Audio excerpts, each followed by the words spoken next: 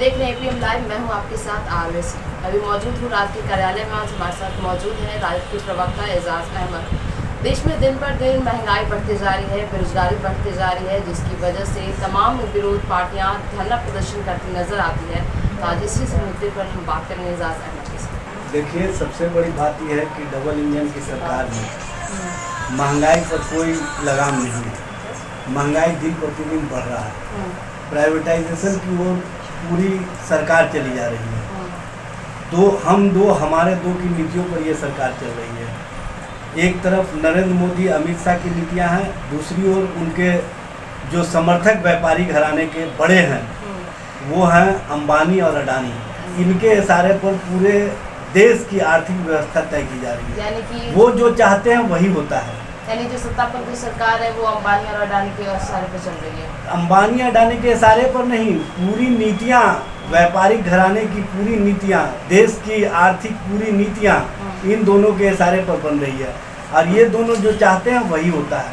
इसलिए इस सरकार के खिलाफ आम जनों में जो गुस्सा है, आपने देखा होगा किस तरह से हर दिन पेट्रोल का दाम बढ़ रहा है, डीजल का दाम बढ़ रहा है, घरेलू गैस का दाम बढ़ रहा है।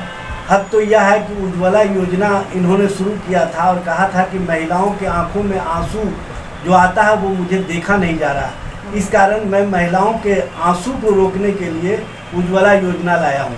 लेकिन आज उसके विपरीत है। आज महिलाएं महंगाई के आंसू से किचन को धोने का काम कर रही है।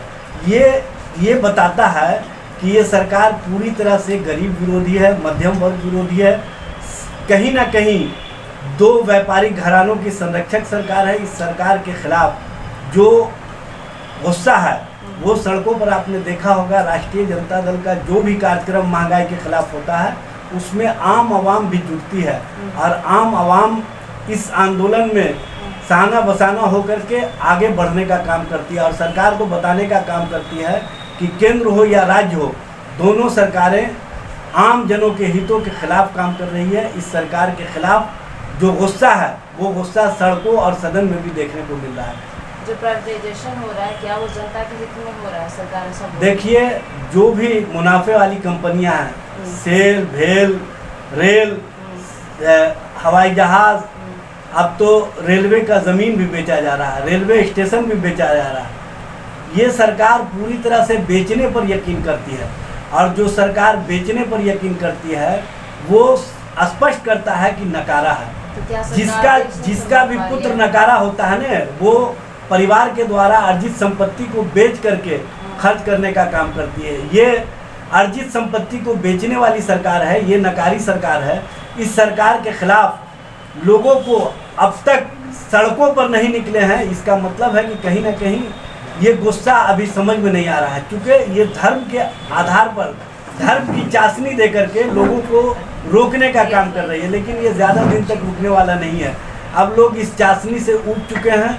कहीं ना कहीं इस सरकार के खिलाफ गुस्से को आप सड़कों पर भी देखेंगे और ये गुस्सा जो आंदोलन के रूप में तेजाब बन करके निकलेगा, ये क्रांति पैदा करेगा। जैसा कि एजाज अहमद का कहना है कि जो जनता है वो धीरे धीरे उनमें आक्रोश आ रहा है, वो एक दिन तेजाब बन के उभरेगा। जो जिस तरह से महंगाई है, पेट्रोल के दाम है, घरेलू गैस के दाम बढ़ रहे। देखते रहिए एपीएम लाइव। शुक्रिया।